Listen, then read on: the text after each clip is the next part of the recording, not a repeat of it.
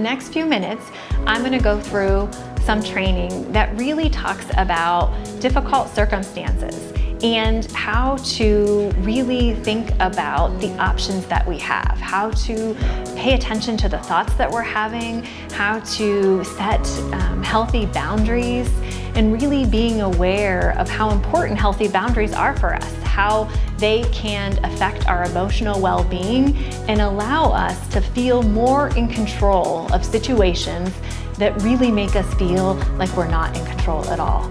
So please join us through the training to learn more about some of these exercises and tools that you can put in place to have healthier relationships.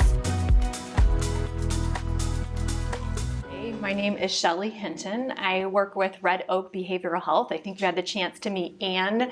Those of you who joined in the last training, she is also from our organization. In addition to being at Red Oak, I am a life coach. I'm a certified leadership and life coach, and I'll talk a little bit about that in the training.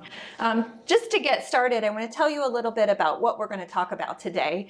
We're going to talk a little bit about setting boundaries, and I think this is certainly applicable here. We'll talk about setting boundaries with, your patients and family members. But everything that we talk about today, I want you also to think about it personally too, and how it can have an effect on your personal relationships, setting boundaries.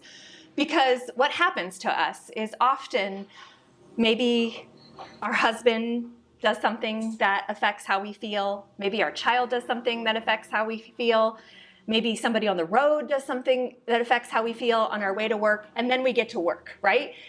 And then we're interacting with a patient or a family member. And so sometimes it's not really about how we manage that one last interaction, but it's how we could have managed all those previous interactions so we can show up feeling better too. So it's so intermingled, whether we're talking about conflict or situations that happen at home or here at work.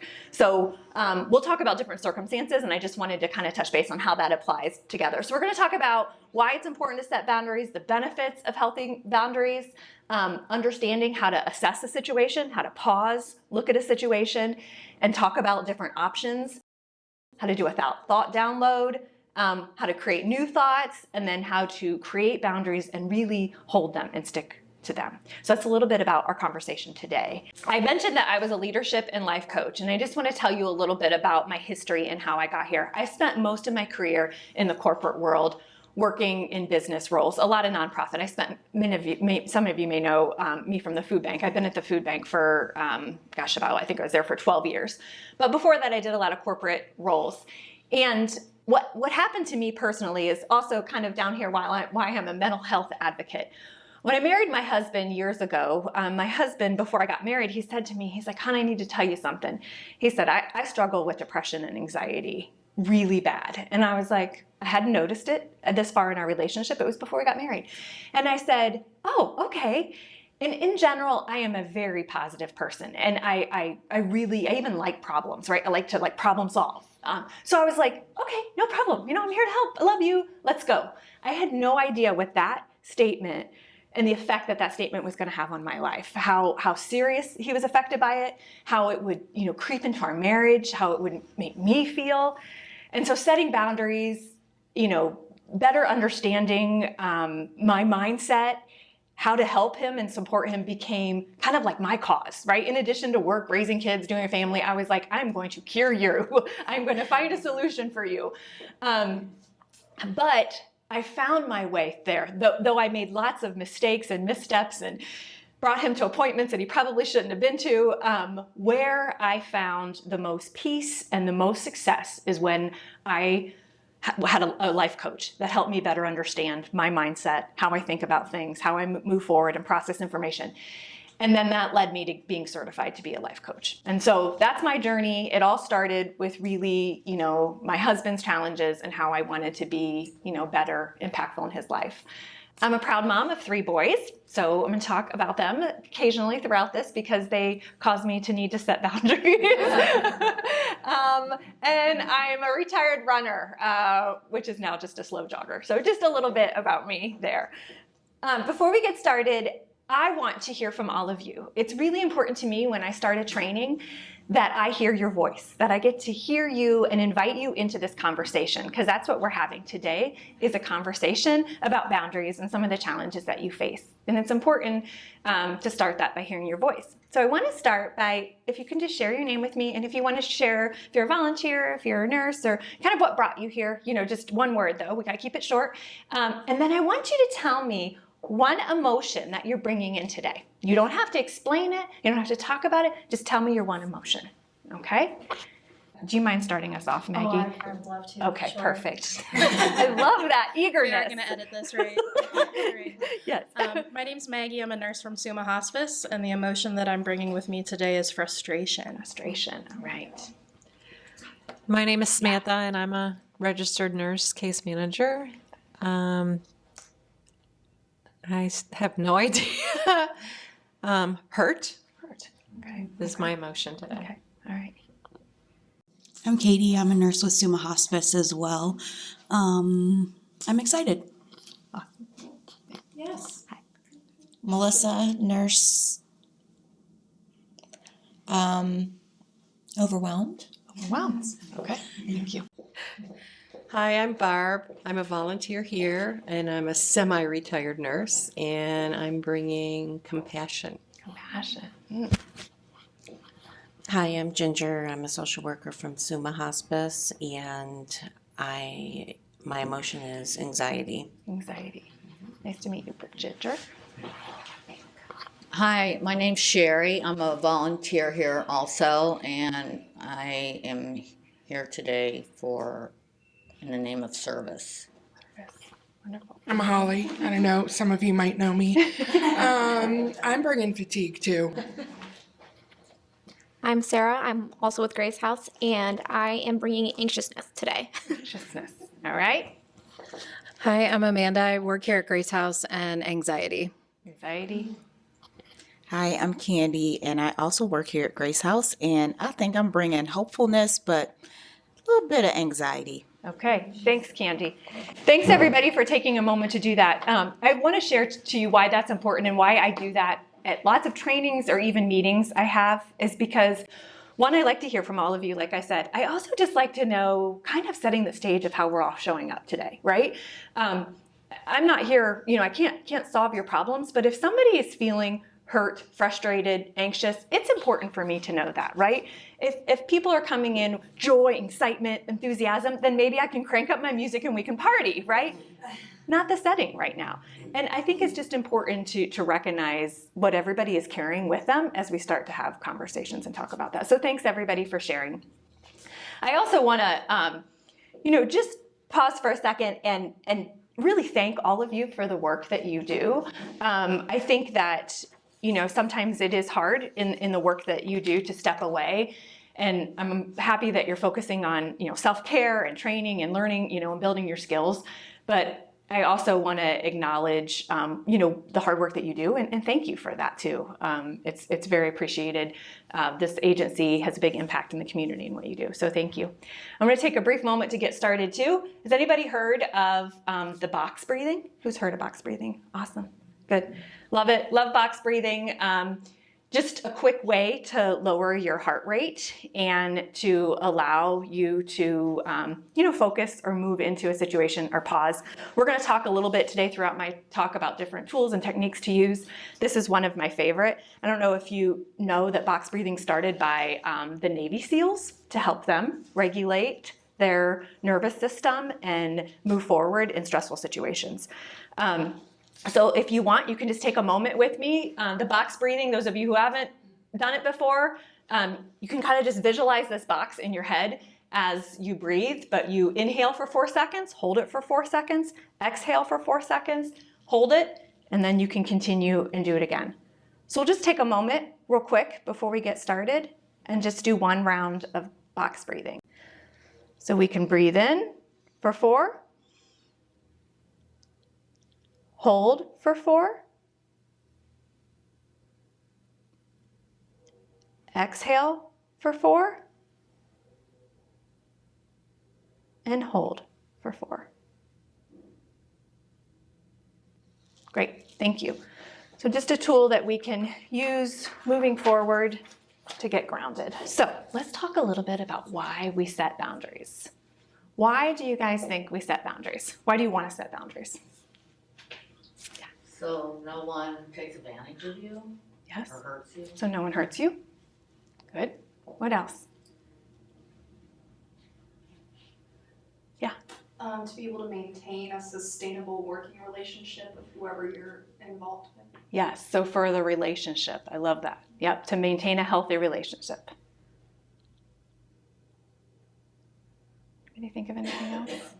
Another one that for me, why I have to put boundaries in place is so I don't lose control, right? So I don't lose it.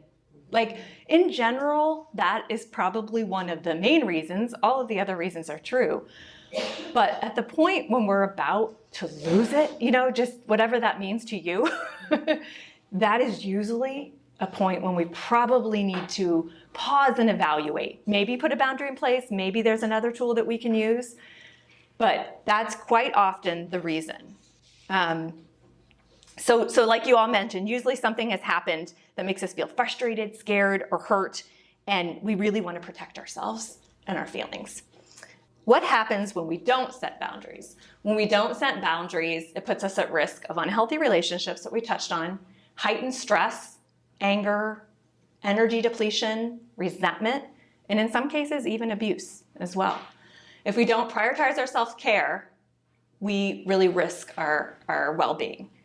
And I think this is the most important point right here, is that when we are about to lose it, what's really happening is we're losing control, right? We're losing control of a situation. And nobody likes to not be in control.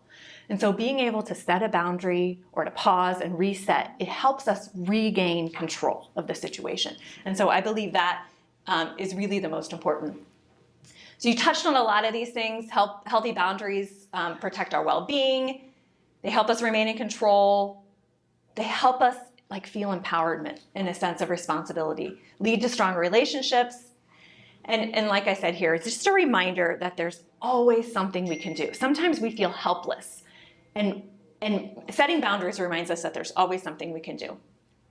Okay, so I'd like to pause and really just talk about a boundary and how a boundary is a lot like even a physical boundary, right? So when I think about putting boundaries in place, I actually have this visualization of a fence. We're kind of putting something out there, a rule, a comment, we're making a statement about it that is like putting a boundary in place on your property, right? And kind of saying, when you step over that, I will do this. This is what's going to happen. I will do this. But it's like you're being the gatekeeper of your own feelings and your own emotions. I talked briefly about my husband and some of his challenges. One of the things I struggled with early on was his mindset, him being negative. I told you that I was a fairly positive person. He's negative. He likes to say he's a realist. He's like, I'm just a realist. I'm just saying it how it is. And he's always like, I just want to protect you. I want to make sure that, you think of all the things that might go wrong, But it crushed me at the beginning of our relationship. It just sucked the energy out of me, that negativity. And so I really had to be mindful of that. And I did a lot of things wrong, right? Starting with trying to change him, right? Trying to make him positive because life's easier if you're positive. So I tried to change him. Do you guys know that you can't change people? I have to be honest. I think I was in my 40s when I really honestly, it came to an aha where I can't change people. I can bring ideas to people. I can help introduce them to things. I can raise their awareness, but I will never be able to change anybody. They only change themselves. And that sounds simple and silly, but it was an aha moment for me. Okay, this is the definition that I like to use for boundaries, which is boundaries are limits or rules that we set for ourselves within relationships that are set from a place of love. What do you guys think about that? Do you agree with that?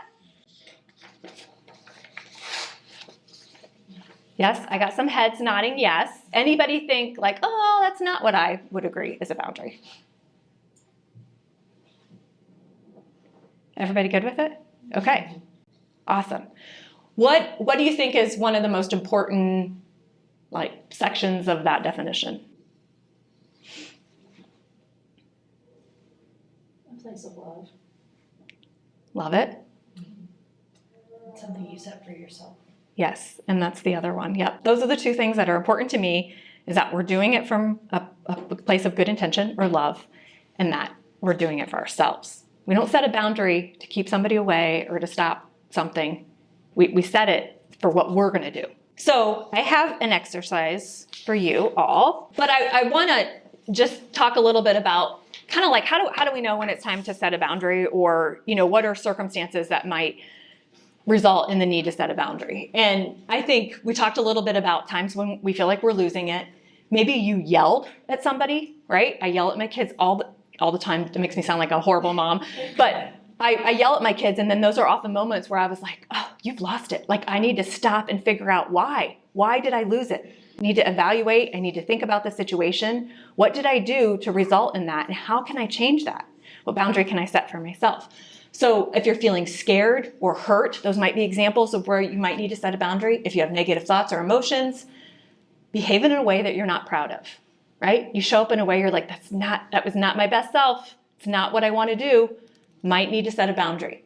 So at the end of the day, it's when you're not comfortable with the results of a situation that you think could occur again, right? It could occur again.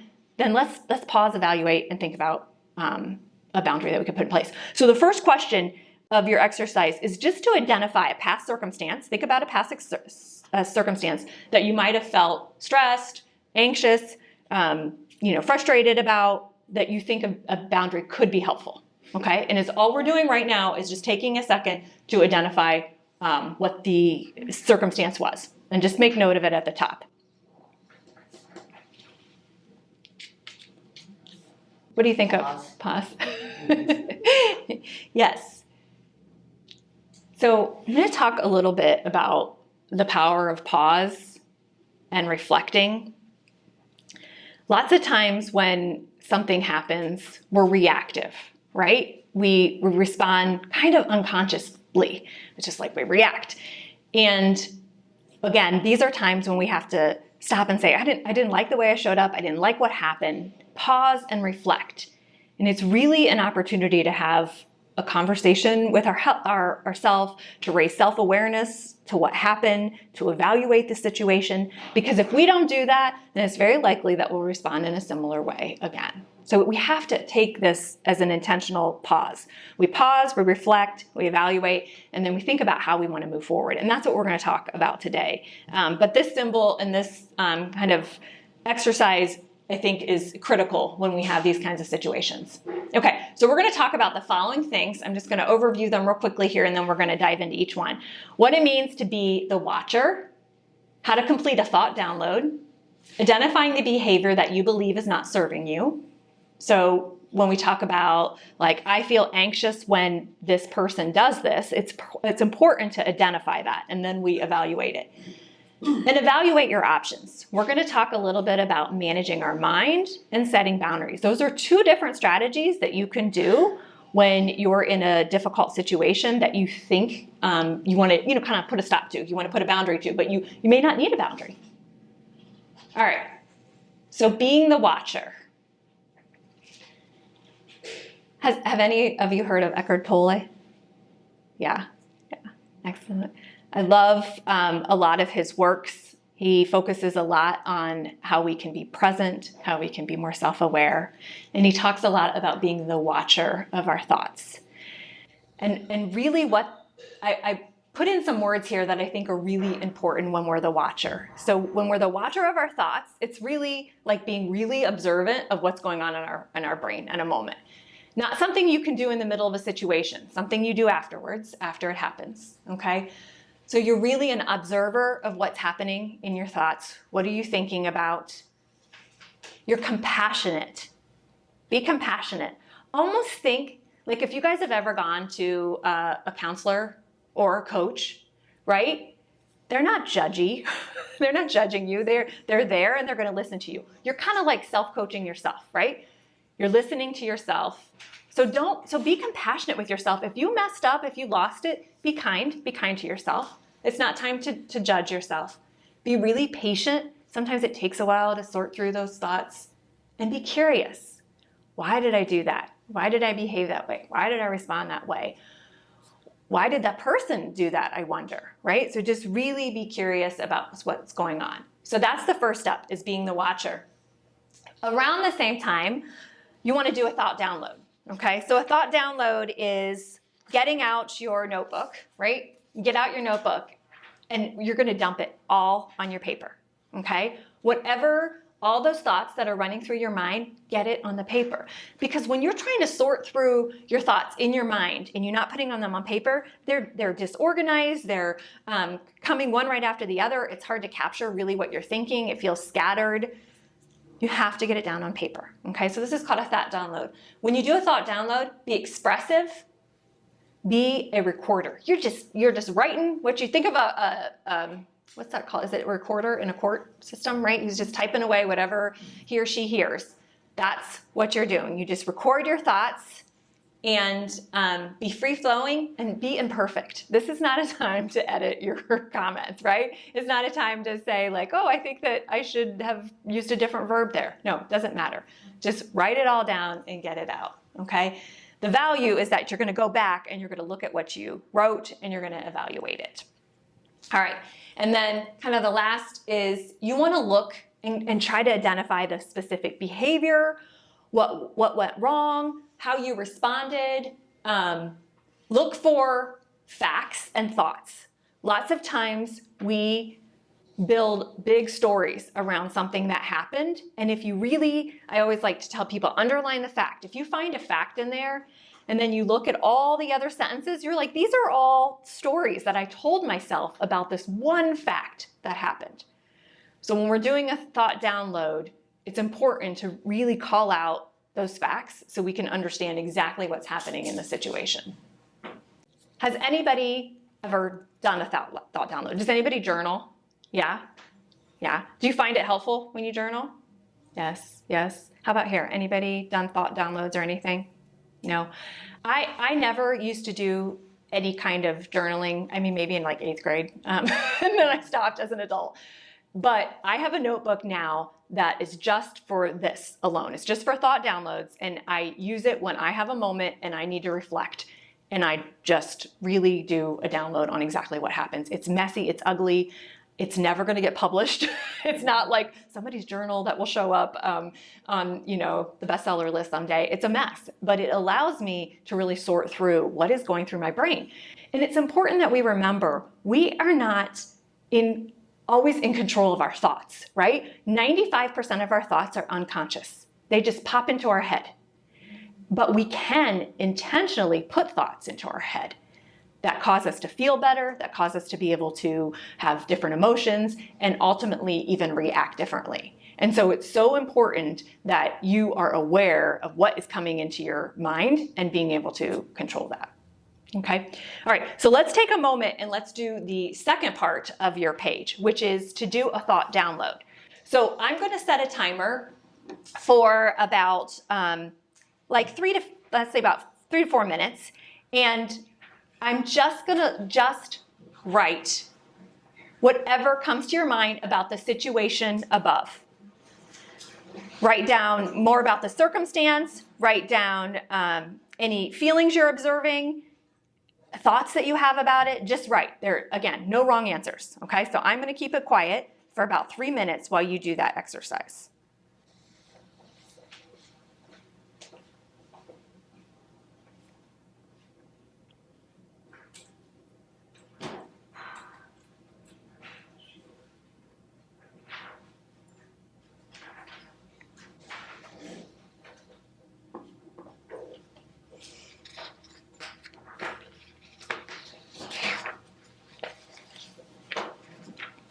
All right, so after you just kind of wrote furiously, go back and just look at what you wrote, right? And I'm curious, first of all, let's just remember that the thoughts are not you, right? Thoughts are not you. You're separate from your thoughts. What you wrote is fine. This is how you regain your power, how you regain control, is by being self-aware of the situation. And nothing is wrong with your thoughts at all. You get to decide what you want to continue to think and what you don't want to think anymore. You get to decide this, right? You get to decide what your intentional thoughts are. So as you look back at your thoughts or what you wrote, the circumstance, does anybody want to share what they observed? I know they're personal situations, so I want you to know that you are never expected to share, but sometimes it's helpful for others because they might have a similar circumstance or, they can relate. And often you can, share in a way that allows us to connect with you. So what did anybody, when they're looking back at their thoughts, what did anybody observe? Anything interesting? Put down, like, acknowledge the feeling. Think about that what that emotion did to me or is doing to me. Try to not be pissed at myself for reacting strongly or not strongly enough. Okay, so your thoughts were more about like giving you advice kind of on the situation, right? Yeah, if something and not setting a boundary. And Okay. then that's what happens. Okay, all right, good. Thanks for sharing. Does anybody else have other things that they observed, maybe specifically about their circumstance when they read back over their thoughts or feelings or actions of what happened? Did anybody find a fact in their download and lots of thoughts?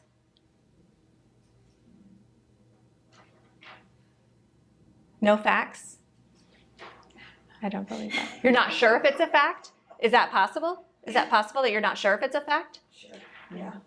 That can be. Let's go with that.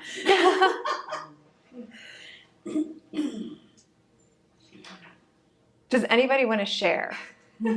I'm feeling some hesitations in sharing. And I'll apply mine to many situations in a relationship. Yeah. And just learning to set boundaries and come to the realization that it's okay you don't like all your family. Yeah. No, that's great. And not only is it okay, it's healthy, and it's okay to say, I'll see you at a holiday, I'll talk to you every now and then, and Yes. good luck. Yes. Yeah, so you kind of even went a step farther, and we're going to talk a little bit about that, about like manage your mind. And you have a thought now that is, it's okay to not like all of your family members. Yeah. Yes. And I always like to say too, when I have thoughts, like, how does that thought feel? Feels fine, right? It took a Does while, it feel but it okay? feels But it took a while. Yeah. Yeah. So maybe Many at first years it did. of feeling judged or like, no, this is not me, this is your issue. Yeah. Yeah. And Yeah. you can keep that. Yeah. I don't want to put my emotional, Yeah. I don't have the emotional energy to put into that relationship. Exactly. Exactly. That's that's wonderful. okay. Thanks for sharing that. Mhm. Does anybody else have a scenario or anything that they want to share about their thought download? Okay. We're going to get into boundary setting specifically for your, like, if you're reading it right now and you're like, I don't know, it's just a bunch of jumbleness, I don't really know what to share. We're going to get into how to, create a new thought around it or a new boundary around it. So that's fine. We'll just hold on and kind of work through some of these later. Okay. So after we've done this part in working through something, our next place or our next work is to evaluate our options. And there are I like to think of two main strategies here. And one is that I can think about this differently. Okay, I can think about what happened differently, and that might allow me to show up differently. So that's managing my mind and asking questions about, like, why might they be doing this? Can I think about this differently? Do I even want to think about this differently? Or I can choose to set a boundary, right, to help me move forward through this circumstance again. When we talk about managing our mind, what's on the left-hand side of the screen is called a self-coaching model. I love this model, and it has changed my life. It helps me think about and give me power, because there are always going to be circumstances in life, okay? And circumstances are facts. There are facts. Things happen, right? Let's say my son came home and, rudely refused to, rudely, that's not a fact, but refused to take the trash out when I asked him, okay? That is a circumstance. After a circumstance, we immediately have a thought about it. What I thought about that circumstance with my son is, how dare him, have an attitude? What kind of kid am I raising? This is embarrassing, right? He can't show respect for his mother. He can't do hard work, right? I had lots of thoughts about that. They were all thoughts that came into my mind. From those thoughts, they produced a feeling, right? So then I felt, we can pick one of many. I felt disrespected. I also kind of felt like a failure, because now I've got this kid that I'm not proud of at the moment, right? So I felt disrespected. I felt like a failure. From that feeling, I had an action. What do you guys think my action is? Anybody have an idea what my action might have been? I yelled at him? Yeah, exactly. I was like, get back over here. What makes you think you could talk to me that way, right? Okay, so that was my action. And from an action, a series of actions, lots of actions, we get results in our life, okay? Let's say that happens over and over and again with my son. What kind of result do you think I'm going to get? The same result, possibly, right? I'm going to get also probably what I'm thinking, which is a disrespectful son, right? Like I'm not going to get a good relationship with my son, and I'm very likely what is that called when you kind of will it into life, right? You make it happen. That's self-fulfilling prophecy. That's what I was thinking. Yeah. So that's literally what's happening when I continue. So actions over and over again get you results. And so I just want to go through this again, because this model, all the time circumstance happen, and we always want to blame the circumstance. We want to be like, how dare that person do that? Or I can't believe that happened to me. It's just a circumstance. It's just a circumstance. Circumstances should be neutral. Just let them be a fact. Let that they happened, right? And let's really focus on the thoughts that we're having around those circumstances. I teach a whole class on this model alone, so we can dive deeper into this. But those thoughts then produce how we feel, and how we feel is how we act. And so when we take time to do a thought download or to write and actually think through this and look at our situation and what's happening, what we can do is say, do I want to think differently about this? What intentional thought do I want to have? And in the simple example I gave you about my son, one thought I could have, and when he has moments like that, I could think, maybe he's having a bad day, right? And just pause for a second, right? He yelled at me, right? Like, that's not normal. It's not how he normally behaves. Something's going on with him. That can be my thought. My thought could be, he's a teenager. These things happen, right? But why do I want to spend all this energy having this negative thought about my son that makes me feel bad, that makes me act bad, and ultimately gets negative results with my son? So again, thinking through this, one of the options that we have when we're in a situation is to say, can I think about this differently? And be curious, right? Ask questions about the situation that's going on. Can you guys give me a situation, maybe it's not a personal situation that you have, a situation that you may have came across that is a circumstance that you struggled with. So it doesn't have to be one that is on your paper, but just give me an example of something that you feel like you come across maybe at Grace House on a regular basis. Pick one, Holly, just pick one. Pick one. Any one of our complicated residents, the manipulation, the delusions, the mental health, the addiction issues that come up, and we just kind of seem to repeat our behaviors, thoughts, actions. So we need to stop and pause and say, why is this triggering us? Yeah. Because they're the ones projecting. So we need to be the ones who have to say, stop, here's the boundary. Yeah. So in your case, you feel like sometimes there's not even a thought that can help, or maybe it's a combination of a thought and a boundary, but you kind of move right to, we need to set some boundaries. I think with the majority of our residents, with the addiction issues and mental health issues, we need major boundaries. Yeah. And setting the rules up front, right, of here's what I expect from you. Yeah. Yeah, exactly. I like to remind people that sometimes they are doing the best that they can with the skills that they have, right? And so that's just something that allows me to show up with more grace and compassion. And I know all of you are probably experts at that. And then move into setting the boundary too. Yeah. I think also the reality of some of that is, even though they're doing the best that they can, some things that they do are just factually hurtful. Like I know you're saying maybe feelings aren't facts. Yeah. But sometimes they just act like, and that hurts. Yeah. And so I don't know. I think there's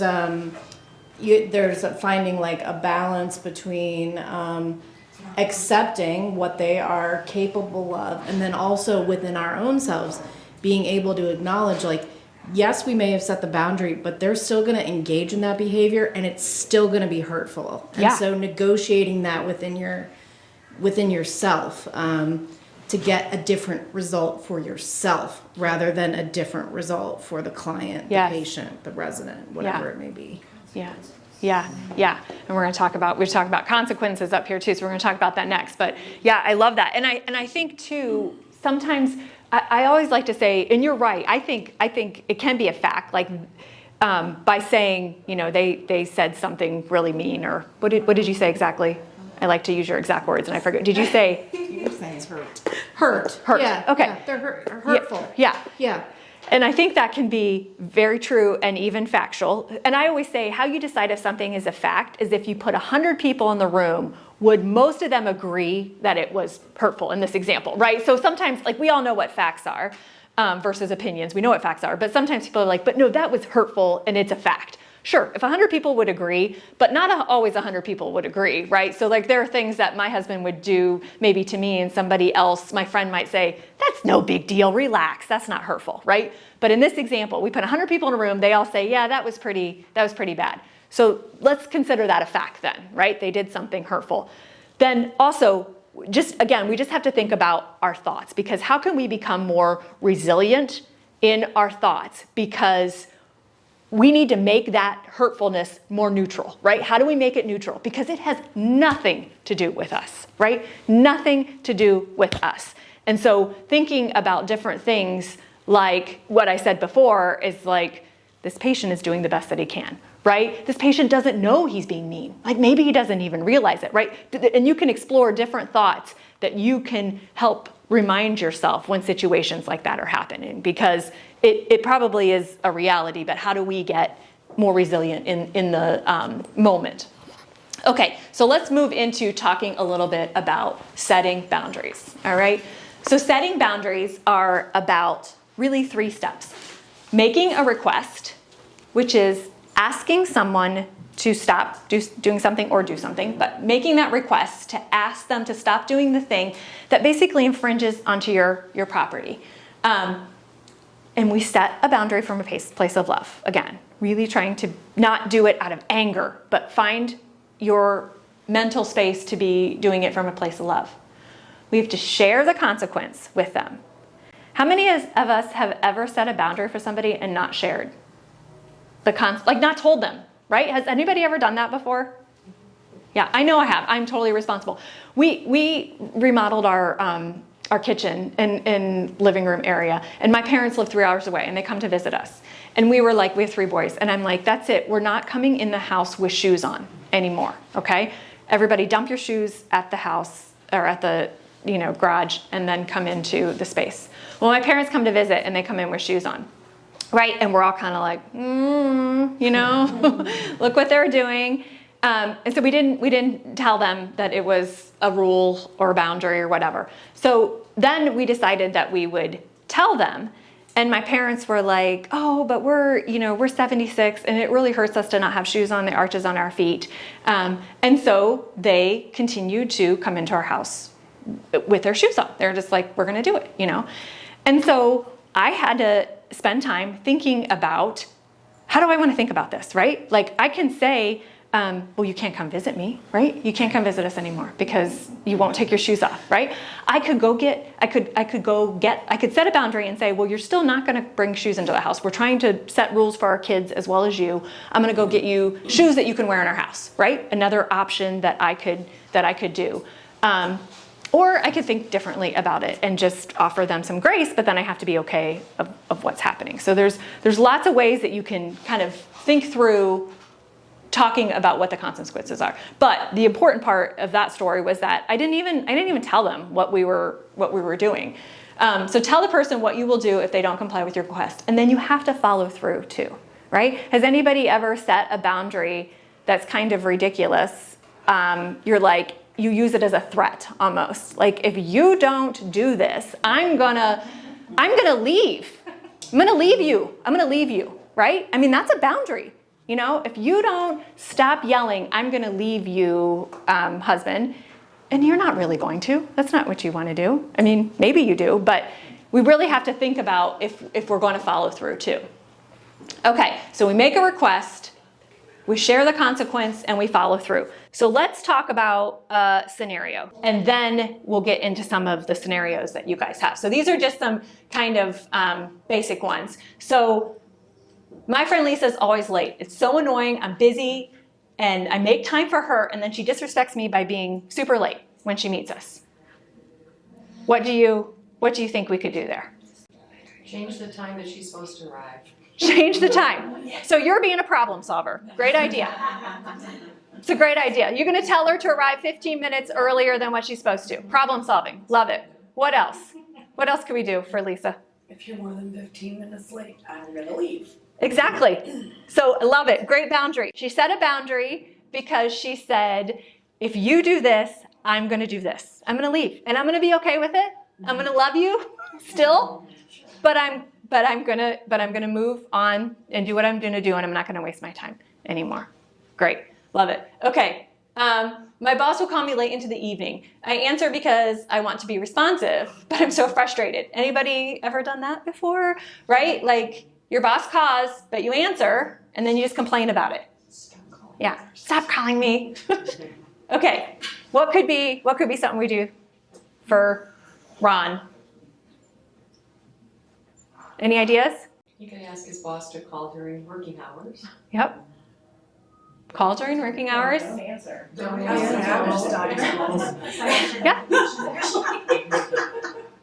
Don't answer. Set a boundary. Say don't answer. You could say, I'm not going to answer. You can text me, maybe, if that's something that you can respond differently. Yep.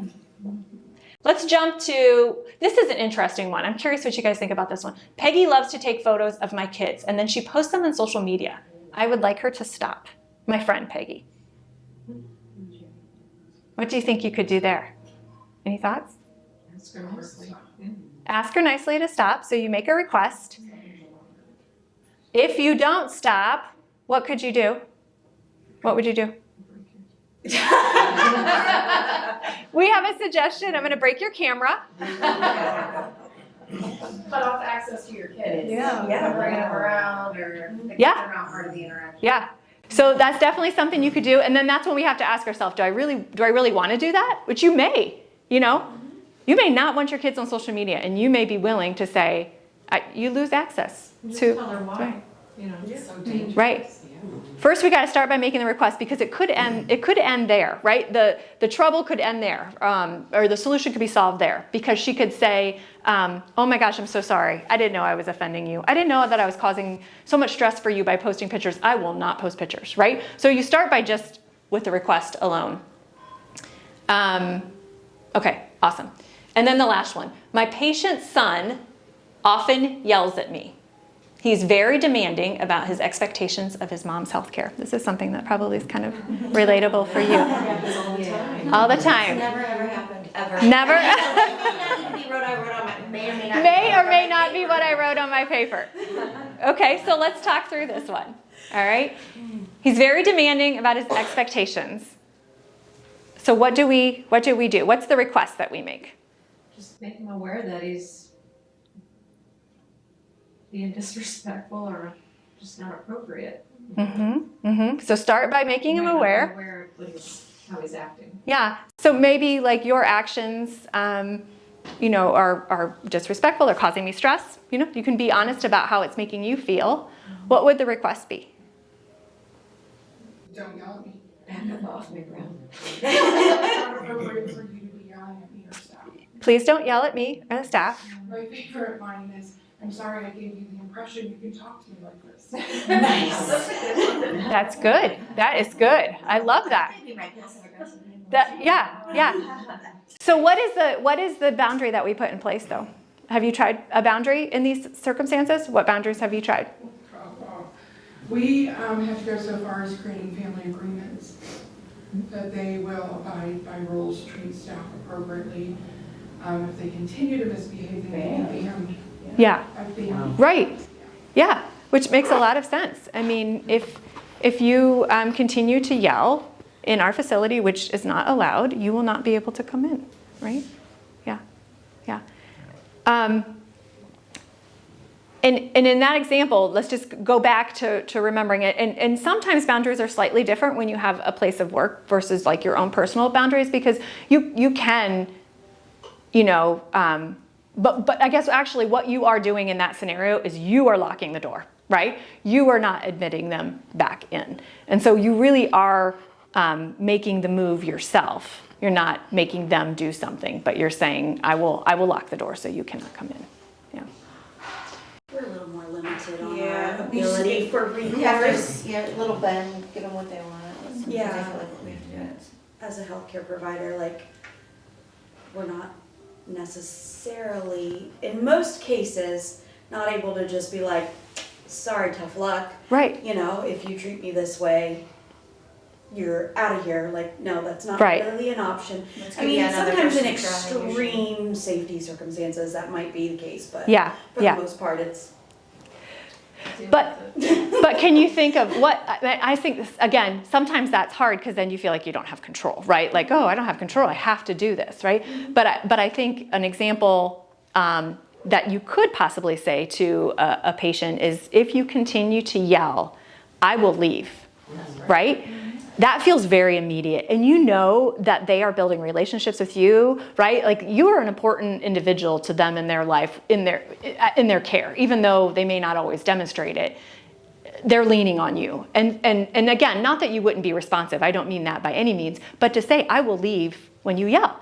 And that impact on them, right, is something that they will have to work through then, right? Like, they'll have a little self-awareness that my yelling resulted in her leaving. And I want her here. I want her to talk to me. I want her to tell me what's going on. So that might be one solution. Doesn't mean you don't come back, but it also allows you to pause, because you can't show up as your best self to care for them when they're yelling at you either, right? Yeah. Do you feel like that's possible, or do you feel like that's not a solution? I don't really think that that's Yeah, I think a that's a viable solution in a lot of situations. It's case by case. Yeah, It really depends on the severity of the escalated feelings. and Yeah. or the like amount of care that the patient needs. You know, if you get there and they haven't been cared for in this situation, it's a family member or whatever, like, sure, you could ask them to leave, like, you could, you know, bump it up the chain, maybe call your manager or whatever, but like, ultimately that patient still needs your attention, and they need whatever it is that you're there for. Right. So each additional time that you have to go back, you're in eggshells because you're nervous that person's gonna be there and what they're gonna do this time and what that phone call is gonna be like, and you hope to God that they act out so that way they don't have to be your patient anymore. Yeah. I mean, that's, literally, like, you hope they're horrible to you so that way you can say, okay, this is it. That, because the next time you do it, it's done. And then it's like, okay, you're nice, and then it's like, you're so nervous every single time, like, you're so nervous. yeah. But yeah, you have to keep on going back to do it and subject yourself to it. Yeah, and I think that's important, and thank you for sharing that, because that's obviously a situation where you continue to, you know, have to experience it over and over again. And what I hear you say too is like, I feel like I have no control over the situation. I have to continue to subject myself to it. And to some degree, there's some truth in that too, because it is your role, right? Is to care for this person too. And so I think in some of those circumstances, it is really helpful to slow down. And I know like that's not always possible in a healthcare setting, but it is in the evenings when you go home and just say, how can I show up for this person in a way that also protects myself too? Because that has to be hard to experience that over and over again. And so how can I make, more of what he or she says to me neutral, right? It doesn't have effect on me. How can I work to feel that way? And I've seen that. Recently I had to go to the ER, and I have a sister that has cancer and is really struggling. She was struggling with her breathing. We went to the ER, and I noticed that it felt different there than when we would go to a hospital, because the nurses were responsive, but they were also not invested in, they were protecting themselves. They were protecting themselves emotionally so they can continue to do this day after day after day after day. And so they really had, they had less compassion, and not that they weren't compassionate, but they did not take in all of what we were experiencing. And so some of that we have to do to take care of ourselves as well. And I know that you all probably know that.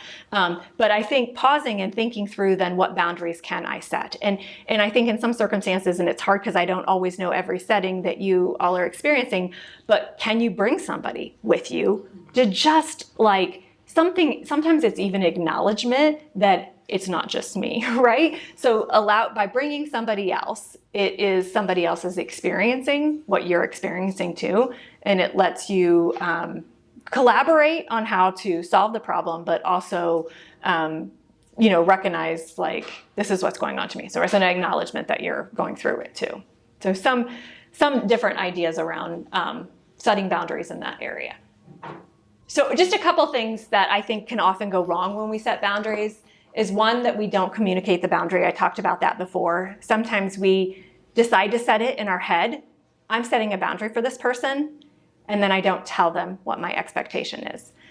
And sometimes we don't follow through with our consequences. So if we say, if you do this, I'm going to do this, and then you don't follow through, it means nothing, right? It's just like setting consequences for our kids, for those of you who have children. If you don't follow through with that consequence, they're not learning.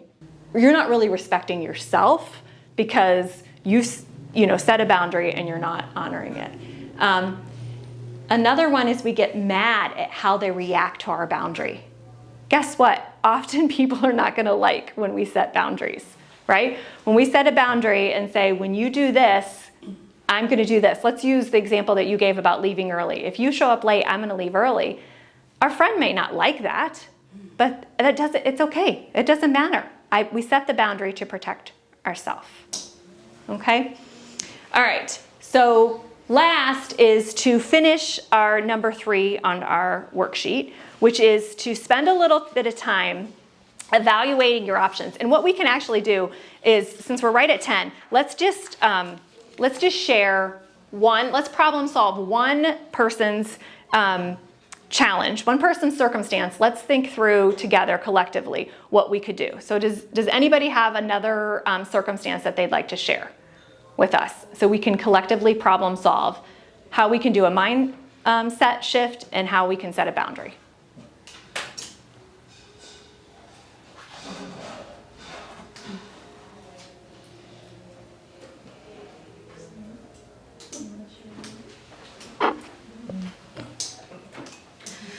So my aunt did not come to my baby shower, and she decided that she was not going to come because she didn't want to be in the same room as my mother.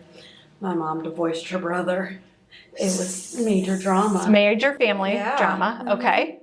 And so, she really hurt my feelings. And I told her that she hurt my feelings, and it felt like she couldn't just love me more than she hated my mom for 1 hour. Yeah.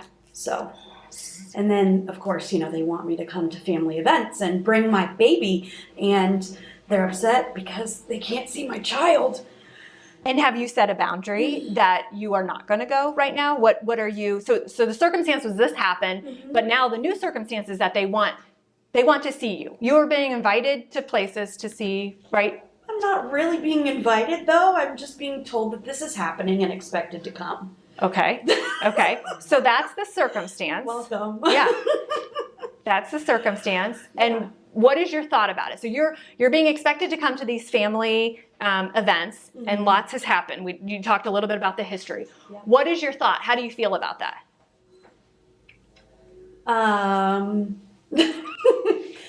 I feel like if you can't be bothered to actually invite me somewhere, I'm not going to go. And I don't think that you deserve access to my kid just because we're related and you feel entitled. I don't know. There's Okay, a lot. that's fine. There's a lot. That's good. A lot Thank of it you for contains sharing. not good words. Yeah. So do you want to set a boundary? Are you at a place that you want to communicate a boundary to them? Probably at some point in the future. Yeah. Nearish. Yeah. But it sounds like not yet. It sounds like maybe not yet. So I think when I hear what you are experiencing, I would really focus in on those thoughts that you're having about that circumstance and the feelings that you're having, because it sounds a little bit like you're toying with setting a boundary, but you may not want to yet. You may want to, communicate to them how you're feeling. You may want to have conversations before you set that boundary. Does that sound? Oh, I did, and I was told that was not the case, and then she went on to explain exactly how that was the case, that it was my mother's fault. So yeah. It was just it's very difficult to set boundaries with your family, especially when they're I have very boundaries unhealthy set with people. my mother. Yeah. And I've had the same boundaries set for 20 years. So I've not spoken to my mom in 20 years. My mom has not met my children, and I've kept my boundary. Yeah. My family hates me for my boundary. I am like the black sheep of my family. But my mom's lifestyle and behavior, she was very clear of, you can't have it, I can't do it, I'm not living it anymore. And I made the cut, and I kept my boundary. Yeah. And I did everything I could up until then, but my family, just because of how my family feels, they think I'm in the wrong because I still should be doing whatever I can do to help. Yeah. But I think that, I appreciate you sharing that example, because I think that's a great example. Yeah, a great example of you had several things happen that led you to say, I need to put a boundary in place to protect myself. And you did. You put a boundary an action that you were going to take. And they have an opinion about it. But that's not what's important. We talked about that. They will have an opinion about it, but you did it to protect yourself. And now my children. Yeah. And the only thing I will say about that is it doesn't mean boundaries have to be in place forever. It's just something to keep in mind, right? That may be something that you want to revisit. They're back there waving because their lights went off. But I think at some point you may want to just think about it again. Not even change your boundary. Just say, I had this boundary in place, and I'm just going to reset and think about how I feel about this. But that boundary has served you, right? And we always have to think about that with thoughts or boundaries. Are they serving me? Are they still continuing to serve me? And the answer very well may be yes. And that's great. Then we move on. We don't, you just continuously revisit it when you want to. But I appreciate it. Thank you for sharing that. I think sometimes people don't know what boundaries to set. Yes. Or, what's an appropriate boundary. Yeah. And tell me more about what you mean by that. Well, especially when it comes to families. Yeah. You're always going to have to mingle at some point, right? So what is the appropriate boundary to set? Yeah. And usually, my mother-in-law always had a saying, you're going to take it until you're tired of taking it. And 100% right, because when you're done taking it, you come up with that boundary. Right. Right. Yeah. And so when you say, kind of what you said is sometimes you're not sure when to set the boundary, right? Too. And in reality, it is when you've had enough, right? When you've continued to take it and you're like, I don't feel like I'm in control anymore. That's when I like to use as a trigger that it's time to set a boundary. I feel like I'm not in control anymore. Something has to change, right? And we've all said that so many times. Something has to change. I need to either think about this situation differently. And I don't say that lightly, because some of you could be thinking like, it's not that easy. You don't just think about it differently. I know it's not easy. I know it's not easy. My husband was not an easy person to live with. And I had to really decide how I wanted to think about our interactions, okay? So that is not an easy decision to do. And it's not just flip thoughting, switching your thoughts, right? Say something positive instead of negative. It's not just that. It's really being intentional about how you want to think about a situation. Or it's about setting that boundary. I think what's important about setting boundaries is you just want to feel good about them too, right? Like if it's a boundary that you feel like, again, you're doing out of anger and not from a place of love, like it's going to be hard. It's going to cause tension. It's going to cause stress. And so I just really think about that and that it's able to serve you in the long run, that it's protecting you. Yeah. Well, I think that's great. And that makes me think about like de-escalating practices too, which I think, Holly, might even be on your agenda for a later date, is how do you approach those situations and get them to a place that is calmer and where you can communicate with each other. Yeah, that's great. I know we're at 10 and it's 10:12, so I'm almost done, really. I'll go through this. So sorry. I just wanted to end with this, really, because I think that this is just a reminder of some of the techniques that we talked about today, because I think the most important part is that we recognize when we're in situations and recognize that we are going to do things automatically in that moment. And the most important part is that afterwards we pause to reflect, problem solve, think about how we want to change our thinking, our feeling, how we want to set a boundary. Like, sometimes we naturally think that we should just be able to do all this on the fly, or the next day when we get to work, we'll just do better. But it really does take work. It takes work to sit down and say, what did I just experience, right? And how do I want to show up tomorrow intentionally? And so, talking about one of my favorite sayings is, I love pause. I love the word pause. I think I should get a tattoo on my arm or something. But I also love this saying, which is peace begins with me. And so I do this exercise when I'm in a moment, my kids are yelling at me, my husband is at the house yelling, maybe you guys have a patient yelling. I take my hands and I remind myself of the importance of a pause. And I say, peace begins with me. It's 5 seconds. 5 seconds. I do it nice and slow. I do it down here. I don't do it like this in the Sometimes I want to, but I don't. I'm going to see you all doing that. Do it down here on my arm or on my side. But it's 5 seconds that allows me to not be reactive, right? So it gives you the time. Maybe it's not the time to think and process everything, but it causes you a space to not be automatically reactive. And you can just be a little bit more intentional in how you move forward.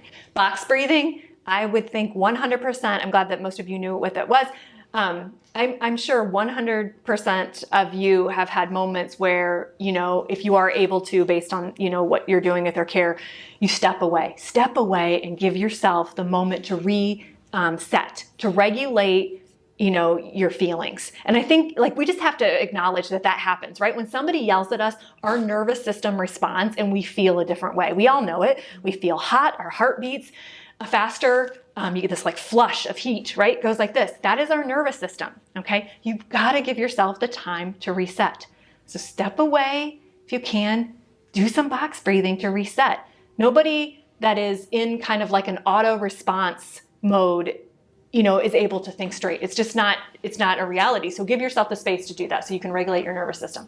And then find the now. A little bit we talked about being the observer of your mind. Don't judge yourself, right? We all are going to make mistakes. We're going to mess up. We're going to do silly things. We're going to yell. We're going to cry. Don't judge yourself. Be compassionate.